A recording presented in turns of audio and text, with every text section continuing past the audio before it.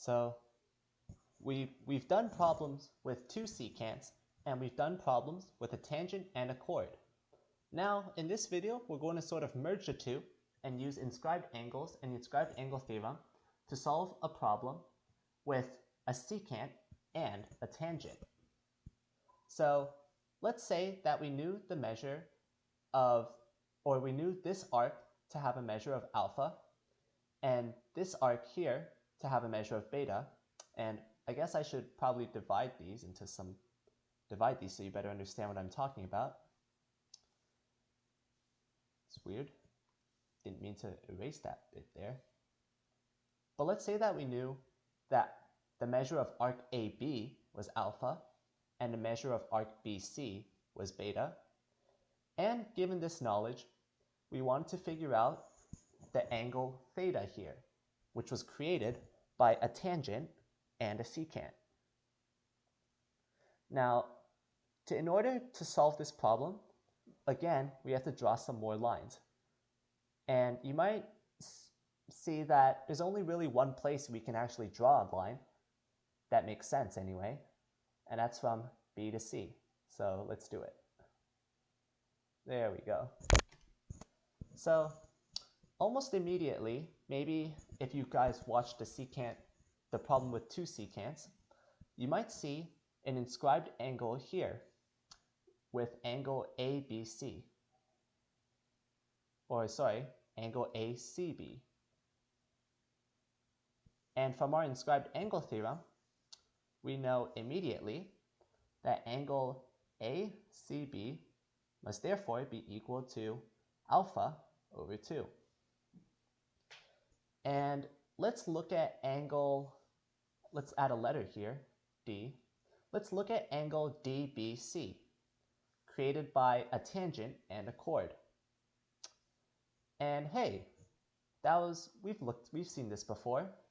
With a tangent and a chord, we know that this angle here, angle DBC, is just equal to beta over 2. And if this seems confusing, go back to the previous video about a tangent and a chord, and we'll go into why this is the case. For now, just take my word for it, that angle DBC is equal to beta over 2. Oh man, I'm missing all these letters today, but no matter. Let's look at angle EBC.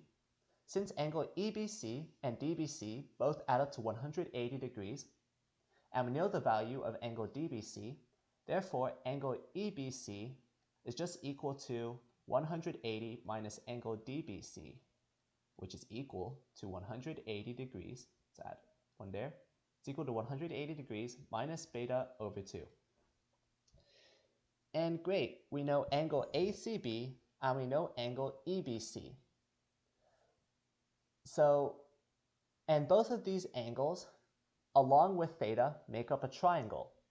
So theta plus angle ACB plus angle EBC is equal to 180 degrees. And again, let's continue here. We can isolate theta to say that it's equal to 180 degrees minus angle ACB, which we know to be alpha over 2, minus angle EBC, which we know to be 180 minus beta over 2. And we can see here that, or let's try and fit everything on one line because it always looks better that way. Minus, in brackets, 100 degrees minus beta over 2. We know that these 180s once again cancel, and with the two negatives, this beta becomes a positive. So it's equal to beta minus alpha over 2. And it's funny because this is actually the exact same result we obtained when we were doing our problem with two secants.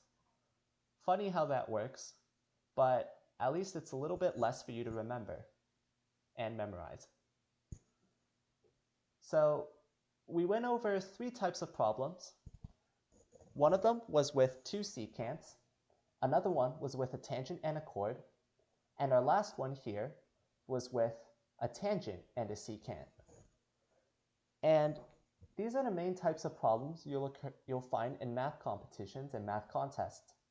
And although these problems don't come up very often, when you do see a question with a circle and a bunch of lines with chords, secants, and tangents sticking out of them, you'll at least have an idea of what strategies you should try to use to solve these questions.